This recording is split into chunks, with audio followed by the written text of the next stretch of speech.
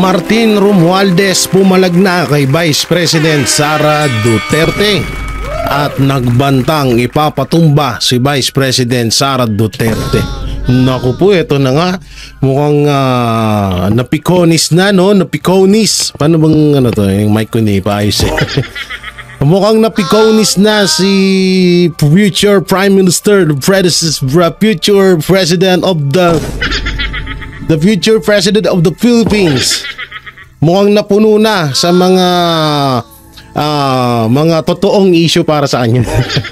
Sa mga banat ni Vice President Sara Duterte. At eto, sumagot na nga, sobra, grabe, galit na galit. Gustong manakit ang ilong. Sa ilong ko'y pumokos ha, pag pinakita ko sa inyo yung video ni Martin Romualdez na nagbabanta nga. Ito ay leaked video lamang, no? Ito ay hindi siguro sadyang mailabas. Ito ay may naglabas lamang. Kaya ito ay di ko alam kung makakasuhan tayo dito or ano bang mangyayari sa atin. Pero ito, i-share nyo na mga kabanateros itong video na to at talagang grabing mga binitawan salita ni Martin Romualdez mapatungkol sa mga Duterte. Ang lupit, patindi na ng patindi ha. Malayo pa 2028, talagang magtatrabaho na kayo para pabagsakin ng mga Duterte ha. Talagang walang kasawa-sawa. Walang kasawa-sawa sa tirada sa mga Duterte. Di alam nyo, kasi palagi nilang pinapalabas na mga Duterte daw ang nagsimula ng gulong ito. Alam nyo, unang-una, paanong mga Duterte ang nagsimula sa gulong ito? Unang-una, tinulungan kayo ng mga Duterte para makaupo ulit yung pinsan mo diyan sa pagiging presidente. At ang mga Duterte din ang dahilan kung bakit nakabalik kayo sa pagiging leader o pagiging pangulo ng bansa. Unang-una, nagtatrabaho lang ng maayos etong si Vice President Sara Duterte bilang DepEd Secretary nung siya ay DepEd Secretary pa, at napakaganda nga ng kanyang performance na talagang hinigitan niya ang performance ng iba pang mga nauna sa pagiging DepEd Secretary. So ngayon, binanatan nyo siya ng binanatan, pinakailaman nyo siya ng pinakailaman, tinanggalan nyo ng pondo ang Office of the Vice President at ngayon sinilip nyo naman ang kanyang confidential fund. Tapos ngayon sasabihin nyo, kayo ang inunahan ni Vice President Sara Duterte. Sa totoo nga lang, sumasagot lang sila sa mga paratang nyo, sa mga paninirang puri nyo laban sa kanya. Tapos may mga time pa nga na pinagtangkaan nyo ang buhay ni Vice President Sara Duterte. Tapos ngayon parang ang nangyayari, parang nagpapaaway pa kayo. Parang kayo yung aping-api. Parang kayo yung kawawang-kawawa. Kawawang-kawawa kayo pagtapos ng termino ni Marcos. Yun, doon talaga nakakasure ako na sobrang kawawa kayo doon. Dahil talagang lahat ng mga pinaggagawa nyo dito sa Pilipinas ay talagang pagdudusahan nyo lahat yan. Katulad lang nito. Katulad lang alasan ini. Ay hindi yan. Ito. Ay hindi. Ba't ando si Madam Claire? Ito to. Nasaan na yun? Nako. Mukhang hindi ko nga ata na download ha. Hindi pa pala ako Hindi pa pala ako prepare, kita mo ha. Oo. Hindi pa pala prepare ang hinayupak ko. Akala ko nakapag-prepare na ako. Ay hindi pa pala ako. Katulad lang nito, ito mga pagdudusahan nyo rin to. Darating ang panahon na talagang sisingiling kayo ng taong bayan dito sa ginawa nyo ito. So asan na ba yun? Ba't hindi ko na mahanap, anak ng teteng? Hindi ko na mahanap ang literatong ito, no? Mukhang nagkalichi-lichi na. Mukhang pati yung ko ginugurgur na. Oo, ito. Oo, saglit lang naman. Ganun talaga minsan may mga hinahanap kang hindi mo nakikita. So yan, talagang natural yan, no? Natural yan sa sa kinabuhi. Oo, siguro ito na siya. Ito na. Ayan na. Asan yan? Wala na naman. Ito, katulad dito. Sisingil sa inyong lahat ito. Etong issue na yan, ayan yan, lakihan pa natin ha. Marami pa yan hanggang dulo eh. Ayan sisingilin sa inyo lahat yan. Isisingil sa inyo lahat yung kabulastugan nyo na itong ginawa sa Pilipinas. Ayan kitang-kita nyo yan ha. Kitang-kita nyo yan. Yan ang mga sisingilin ng taong bayan sa inyo. Gold, 129 billion. GSIS, 62 billion. SSS, 62 billion. LBP, 62 billion. DBP, 62 billion.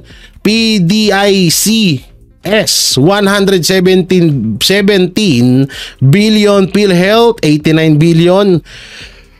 Flood control na merong 500 billion. Hindi pa kasama yung 6 trillion dyan sa BICAM report na natabunan na ng mga issue. So isa yan sa mga sisingilin ng taong bayan sa inyo. Kaya talagang ngayon happy muna kayo at pag gusto mo na kayong gamitin one to sawa ang inyong kapangyarihan dyan sa gobyerno, kasi kapag natapos na ang termine nyo talagang sisingilin ng taong bayan. At meron pa pala, ito pa, yung confidential fund ng Office of the President na nagkakahalaga lamang ng 4.5 billion pesos. Diba? Yan obvious na nakawan. Mamaya ako natatanggalin yan kasi ang sarap tignan. Ang sarap tignan na dahil dyan sa mga yan, yan yung pagdudusahan ng magpinsan habang buhay sa kulungan. Huwag lang lumayas ng ibang bansa. Kasi nga, di ba, nung nakaraan na naginip na naman tayo, na talagang nag-iimbak na tong mga to, yung mga anti-Duterte na nakinabang sa mga pondong ito, nag-iimbak na pala sa ibang bansa ng pira. Kaya naman pala ibinigay nila si Pangulong Duterte sa mga puti kasi para makapag-imbak sila doon ng pira. Ang haba, grabing pera, nakakalula. Alam nyo, kahit man lang 1 billion, sobrang saya na ako dun. Hindi na ako maungupahan ng ganito. Ang mahal-mahal ng bayarin sa kuryente, nagsi-7,000 ako. Upa ko pa 15,000. Tapos yung sasakyan ni Bay, hindi ko na nabili. Daming papaayos na may nasira kaya hindi ko na tinuloy. Wala akong pagawa. Wala akong pampagawa dun sa sasakyan kaya kinancel ko na ha. So yan yan nakikita niyo sa picture na yan. Yan yung mga pagdudusahan nyo balang araw. Kaya sige lang, go ahead lang kayo. Happy lang ha. Happy lang, darating din ng panahon na katulad lang nito. Bago tayo mapunta doon sa mga pagbabanta ni Martin Romualdez sa mga sa mga Duterte, dito muna tayo etong balita na to na anong sabi? Palasyo, Palasyo iginiit na walang partisipasyon si PBBM na kasunduan umano nina BP Sara at Amy Marcos. Ano na naman ba to? So panoorin natin.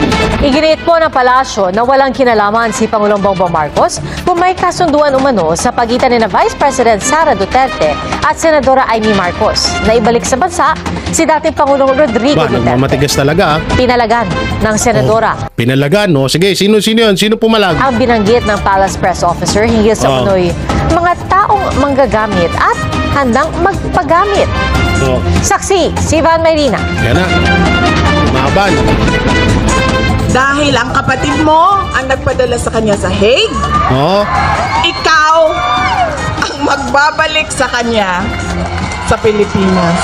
Yun. Usap-usapan ngayon ang pahayag na yan kahapon ni Vice President Sara Duterte. Na tila hostage daw niya ngayon si Senadora Amy. Ano naman ang sagot ni aso ni Marcos? Hanggat hindi nito napapauwi ang kanyang amang si dating Pangulong Rodrigo Duterte mula sa The Hague sa Netherlands. Ang palasyo, hindi na raw nagulat kung may ganitong usapan ng dalawa. Ang Pangulo ay... Ayan na! Ang Pangulo? ang Pangulo. Hindi at walang partisipasyon sa kanila naging kasunduan. It is the president is not a privy O a to the privy. contract or agreement between a user and a person willing to use. Hindi walang Matang na naman ito. Hype naman kasi itong GMA. Kami pa mag-a-adjust sa inyo. Lakas-lakas ang background effects nyo. laman ng Pangulo sa kontratang kanilang pinasukan, yung isang tao na manggagamit at isang taong willing magpagamit. Wow, isang taong manggagamit at isang taong nagpapagamit. Siguro yung isang taong manggagamit at manggagamit, isang tao lang din talaga yun. No, yung kasi dalawang tao yung pinupunto niya doon manggagamit at nagpapagamit. Yung manggagamit at nagpapagamit, si Amy Marcos lang yun.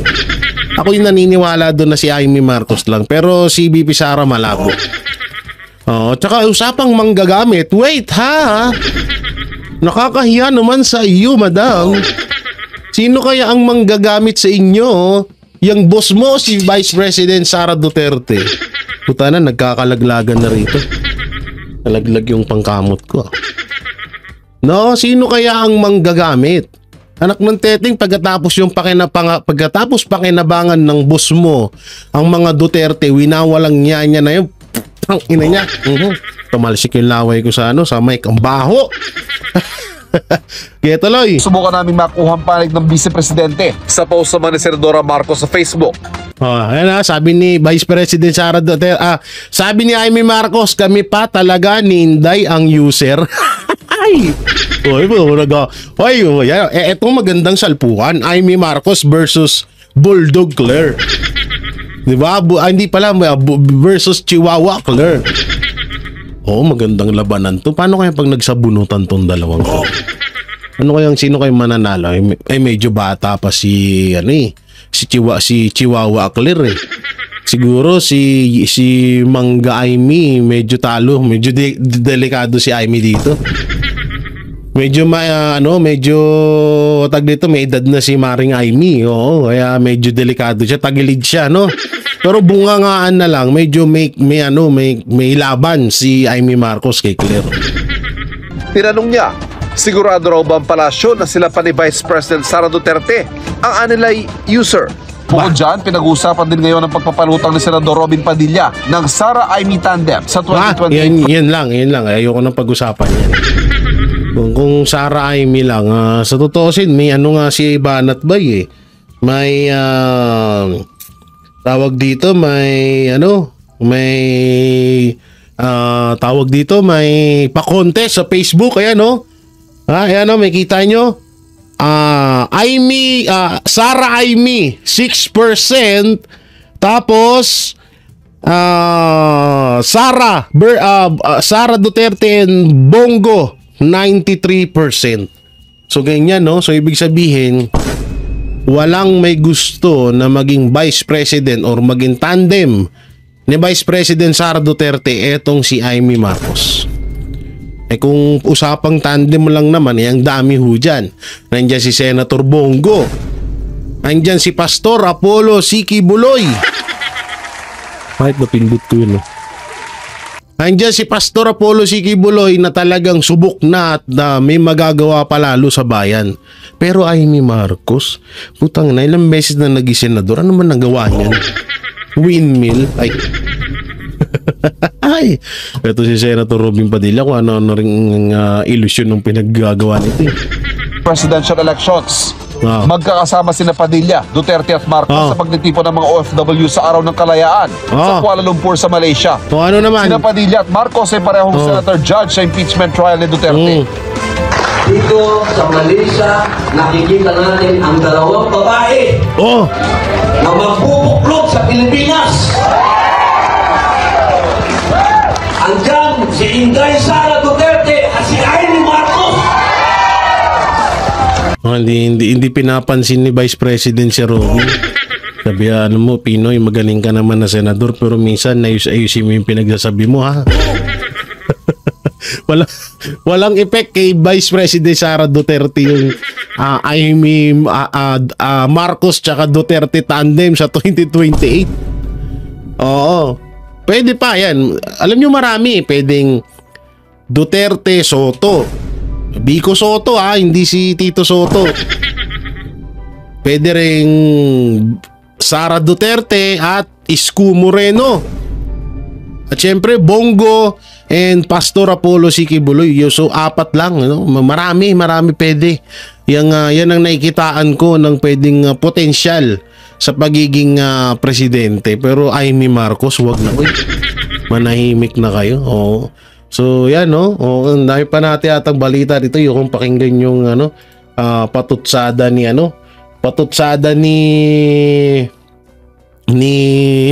Robin Padilla. Samantalang ito, no, House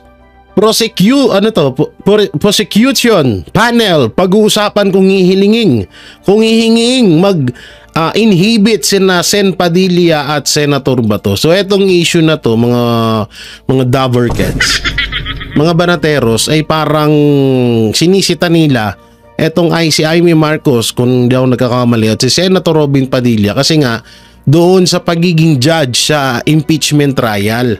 So doon kasi lumalabas po daw, sabi nila yan, na etong ibang mga judge pinakitang kakamping-kampe sa mga Duterte. So eto daw yung kanilang gagawin. Pag-uusapan daw ng House Prosecution Panel kung hihingin nilang mag-inhibit sina Senator Judge Amy Marcos at Robin Padilla sa impeachment laban kay Vice President Sara Duterte.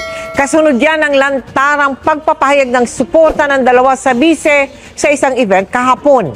May nagsasabi ring kahit pa may kakampi sa politika, ay hindi anya dapat magpakita ang mga senator judges ng bagay kung saan makikwestiyon ang kanilang impartiality. Nakatutok si Maki Pulido.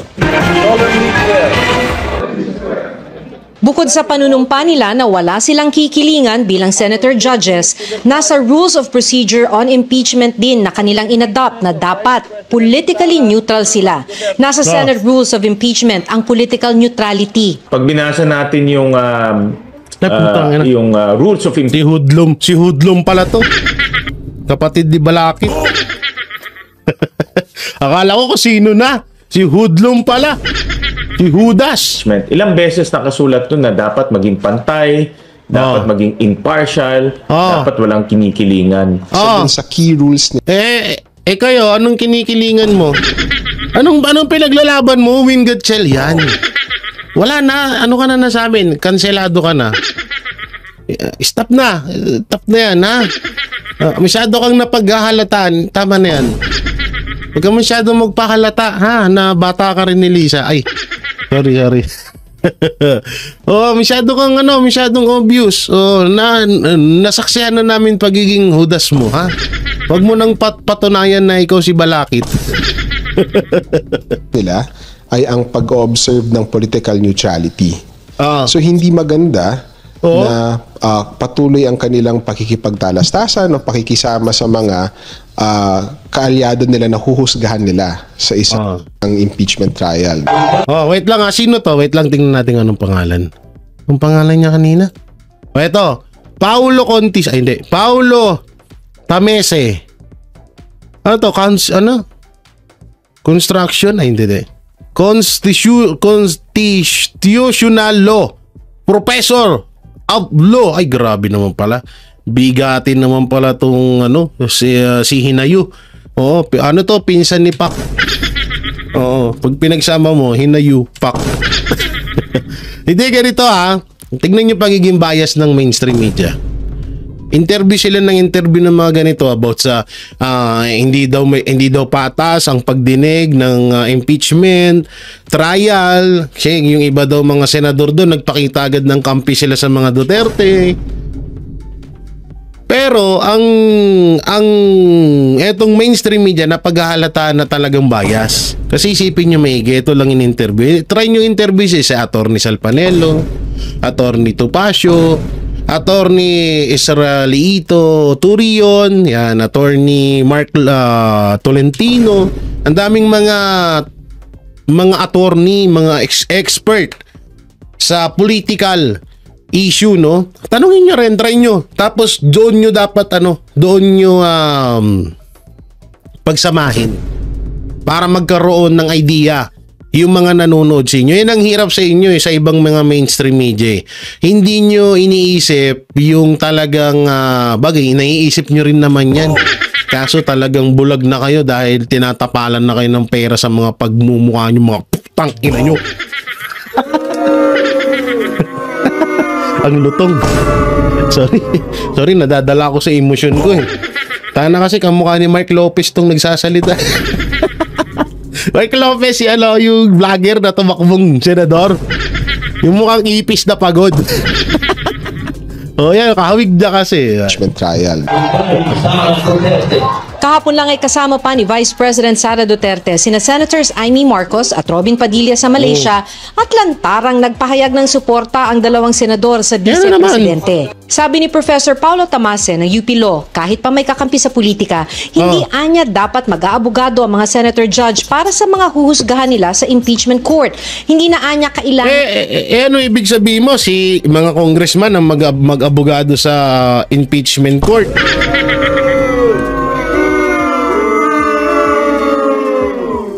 Yun ba yung yun ba yung gusto mo? Na sila yung mag-imbestiga diyan. Sila Franz Castro, yung tatlong luka-luka. Yung dalawang luka-luka tsaka isang bayot. Sila ba gusto mong mag-judge diyan?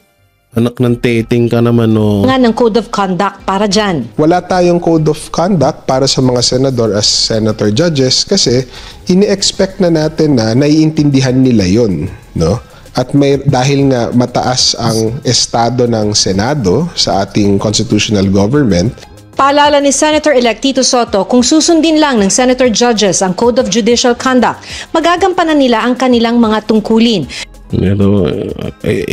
Isa pa tong epal na. Alam mo, Tito Soto, proud na proud ako noong panahon ng Tito Vic and Joey Depender nyo ako. Pero pag mga ganitong usapan, politics na, dito ka minsan sumasablay. Dito ka sumasablay sa mga ganitong hindi, alam namin na matalino ka at may kakayanan ka at dati kang Senate President, pero yung alam mong tama naman na yung ginawa, ba't kailangan mo pang ba't kailangan pa maisawsaw?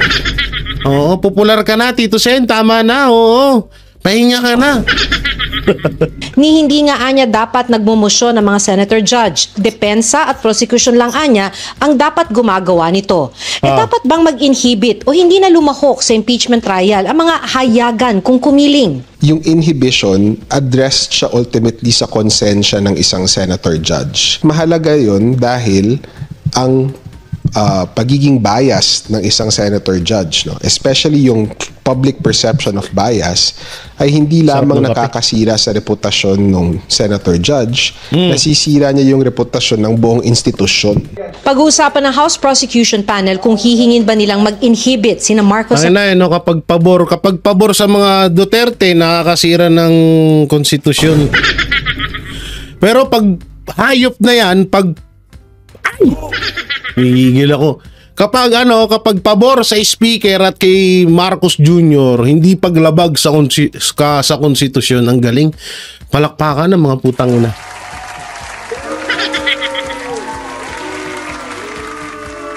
Palakpakan na may kasamang bu.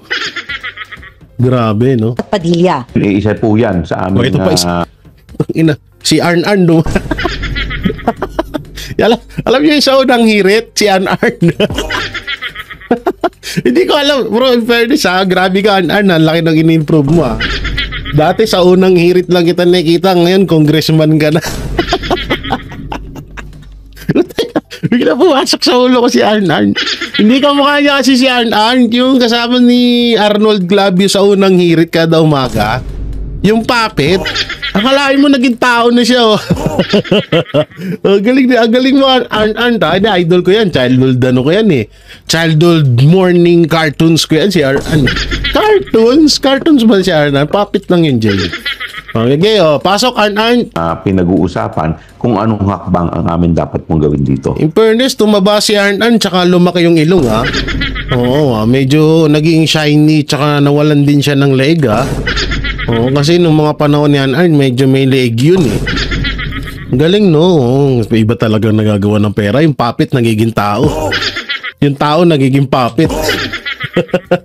Kung may nakikita man daw na conflict of interest, maaari naman daw itong questionin sa impeachment court, ayon sa tagapagsalita ng korte. Merong bang litigant na defense or the prosecution will move for the spokesperson for the impeachment court. Pero sa ibang mga pwedeng hingian ng komento mapatungkol diyan, wala silang kinukuha. Yung mga panig lang doon sa mga anti-Duterte yung kinukuhanan nila ng idea, ng opinion. Recusal or inhibition of one of the senator judges. Yun yung mga possible scenarios na maaaring mangyari, pero we cannot hazard kung ano yung action na gagawin ng impeachment court. Para sa yan so yan nga daw no. Mag-i-inhibit etong si Senator Robin at Amy Marcos. Ay nako. Ang dami nyong learn. Ang dami nyong learn. Wala naman kayong learn. Eto, gusto nyo na bang mapanood? Gusto nyo na bang gusto nyo bang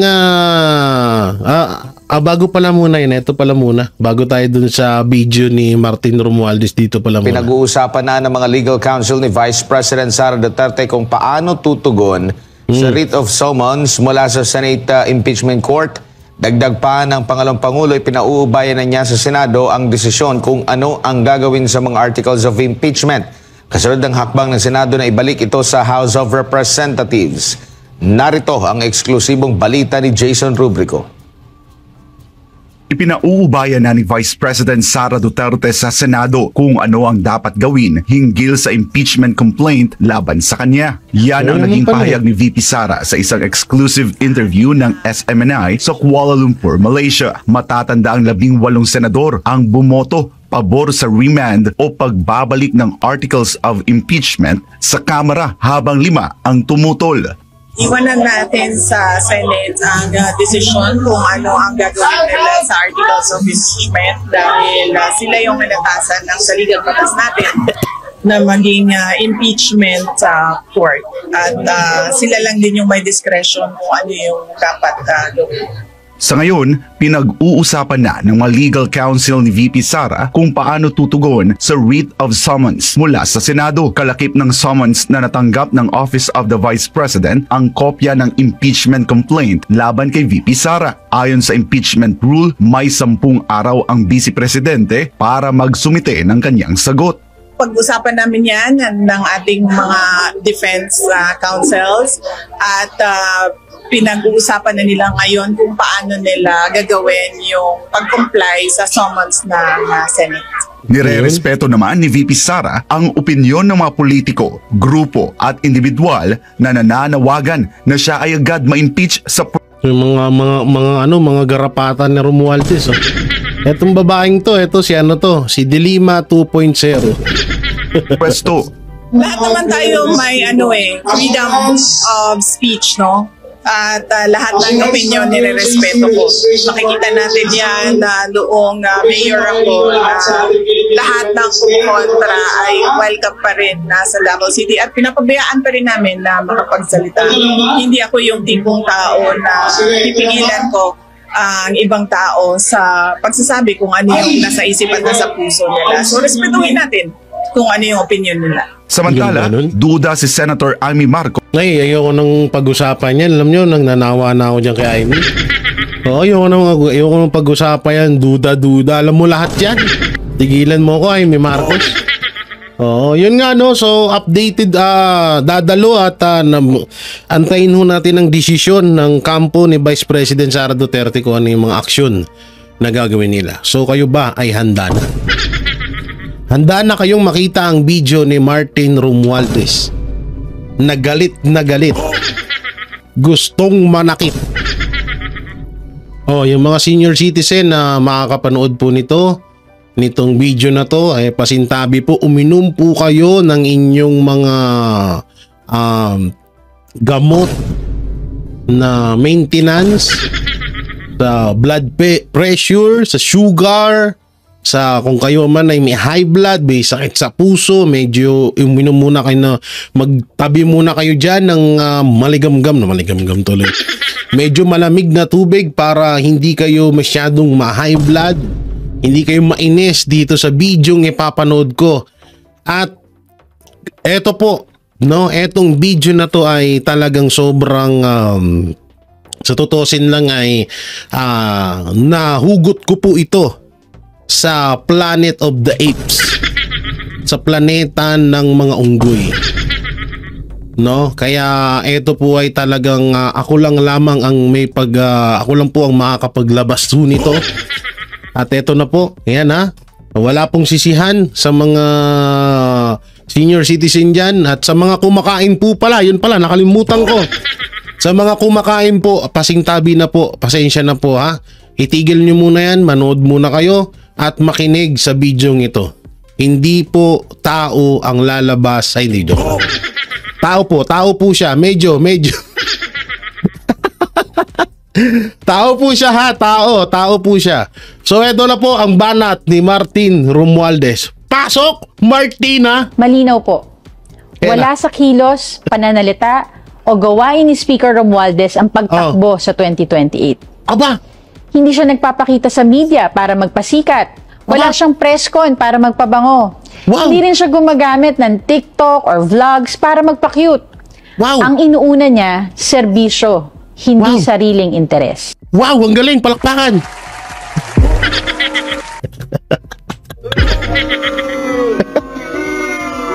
Okay, tuloy. At higit sa lahat, si Speaker ay kilala sa paggawa ng mga desisyong mahirap at hindi palaging popular. Wow, ang galing, oo. Asan na yun? Nawala. No. Okay, tuloy. Ganyan ba ang may plano sa 2028? Wow. Dahil kung ang iniisip mo ay eleksyon, hindi mo gugustuhin masaktan ng iba para lang magpatupad ng tama. At ito po ang tanong. Wow, tama. Di ba kayo nagtataka? Hindi naman, wala naman kami pakialam sa inyo. Bakit pilit nilang pinupunterya ang isang taong sinasabi nila hindi naman lumalabas sa survey bilang kandidato sa 2028? Wow!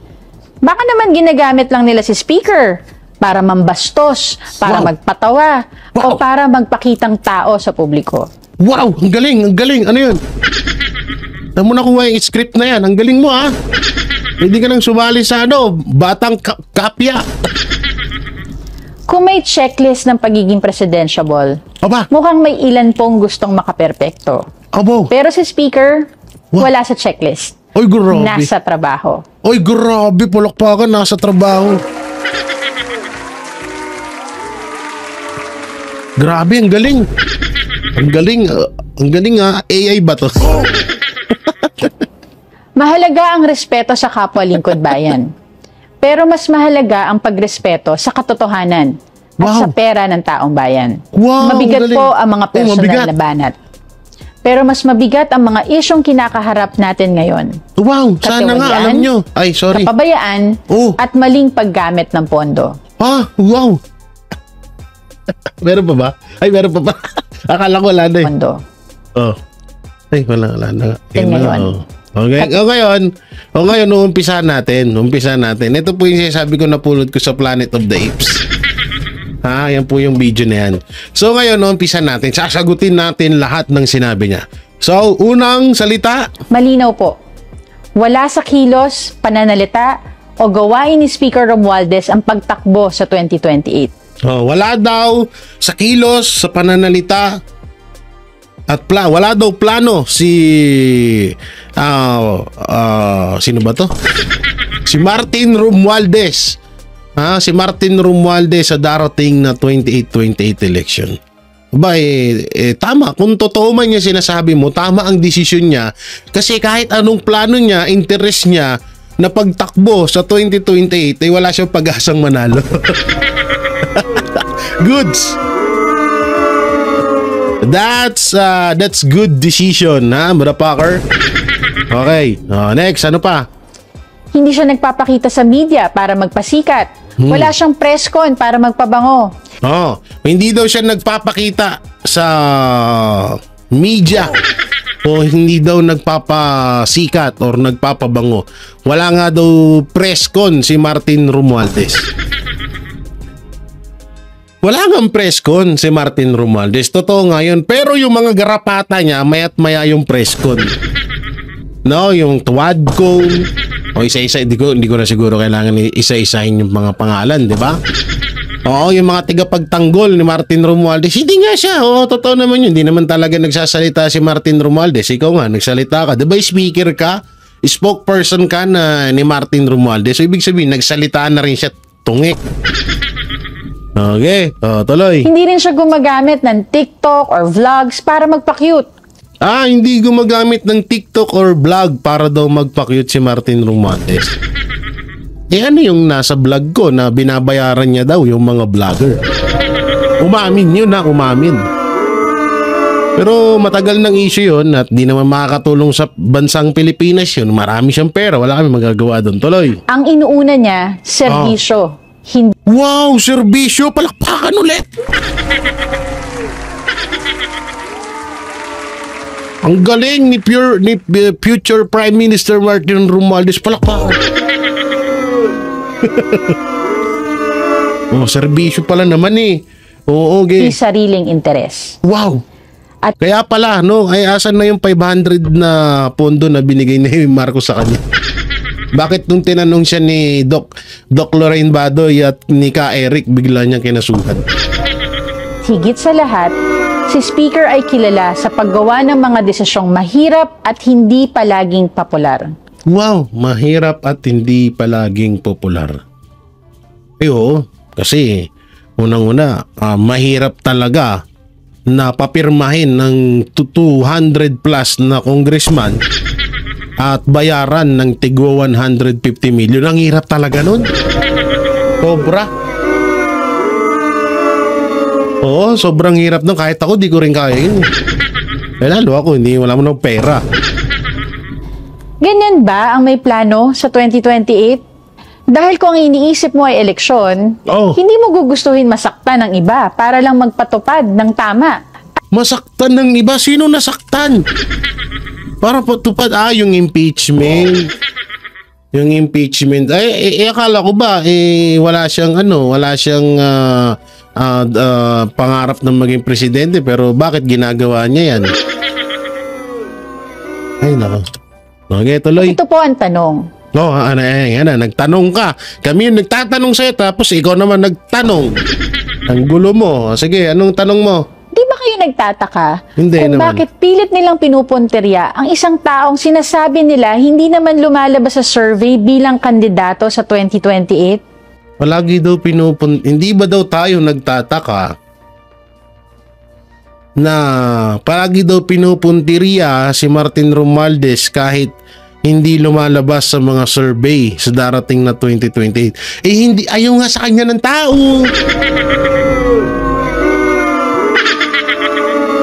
Ayaw nga sa kanya ng tao nga ni. Kaya wag mo nang hanapin sa survey. Baka naman ginagamit lang nila si Speaker para mambastos, para magpatawa, o para magpakitang tao sa publiko. Ginagamit si Speaker para mangbastos, magpatawa, may ipakita daw sa maraming tao na una. So, ibig sabihin, ginamit ni Marcos Jr. yung pinsan niyang si Martin Romualdez para mangbastos sa isang relihiyon, sa isang dating presidente na dalhin sa Netherlands at yung relihiyon guluhin, yung relihiyon na nanaimik na ang pangalan ay KOJC at sirain yung mga pag-aari nila doon. Yun pala yun. Hindi namin na-inform Kung may checklist ng pagiging presidentiable, mukhang may ilan pong gustong makaperpekto. Ay talaga merong, kahit hindi nang makaperpekto, talagang pulso ng taong bayan, Vice President Sara Duterte, the future President of the Philippines. Palakpakan. Meron talaga. Siyempre, kami na ang nagsasabi niyan na talagang future President namin, si Vice President Sara Duterte. Si Martin Romualdez, wala kaming pakialam doon. Okay, tuloy. Pero si Speaker, wala sa checklist. Wow! Nasa trabaho. Wow! Ang galing, nasa trabaho. Anong trabaho? O, tanungin natin siya, anong trabaho? Ang pagpapa-impeach kay Vice President Sara Duterte? Para kapag na-impeach si Vice President Sara Duterte, siya na yung papalit bilang Vice President of the Philippines? Okay, yun pala yung trabaho na yun. Mahalaga ang respeto sa kapwa lingkod bayan. Habaw. Pero mas mahalaga... Ang tanong, may respeto din ba ang House Speaker mo? May nagbabalik din kaya siya ng respeto sa kapwa niya lingkod bayan? Yan ang pinakatanong diyan. Okay, tuloy. Ang pagrespeto sa katotohanan at sa pera ng taong bayan. Oh, mabigat po ang mga personal na banat. Pero mas mabigat ang mga isyong kinakaharap natin ngayon. Wow, buti sana alam ni Marcos tsaka ni Romualdez yan. Katiwalian, kapabayaan, at maling paggamit ng pondo. Ayan So, nga pala, naglabas din pala yan ng malinaw po. Naglabas din po pala itong si Speaker. Anong magandang tawag dito? Yung si Marcos Jr. may First Lady, anong tawag sa kanya? First Dog. First Clear kasi yun si First Dog. Ikaw na lang si Guardian Devil. Guardian Devil. Ayop na. Pero ang galing ni yung acting galing with performance Galing ang galing ng talagang mula sa puso ang acting. In fairness, ang galing ng anak ni Abante Ang galing ni Attorney Princess Abante Perfect yung acting mo dito Talagang kuwang-kuwa mo yung loob ng mga demonyo ng mga manunood. Oo, kuwang-kuwa mo. Ang galing. Perfecto. Grabe yung pagkakaroon. Sino tong nanalo sa Showtime? Yung gumagaya kay Auntie Claire? May comment nyo nga dyan sa baba. May similarity. May hawig. Sige, tagalugin ko na nga. May hawig sila. Yung acting, medyo may pagka-Risa Ontiveros. Na medyo may pagka-Fiona. Medyo na basta ang galing mo umacting. Grabe. Pang-Oscar award tong Pang-Oscar award tong anak ni Benny Abante. Ang galing kaya pala kinuha ka ni Martin Romualdez. Ang galing umacting. So yun mga manateros, mga kabiyaya, anong maikukomento nyo sa pahayag ni Speaker Martin Romualdez mapatungkol kay Vice President Sara Duterte? I-comment nyo na lang po dyan sa baba. At syempre, don't forget to like, share, comment, and subscribe sa ating YouTube channel. Pipindot na lang niyo yung bell button para lagi kayong updated sa ating mga video araw-araw. So maraming salamat. Ingat po kayo palagi. God bless and peace and bye-bye.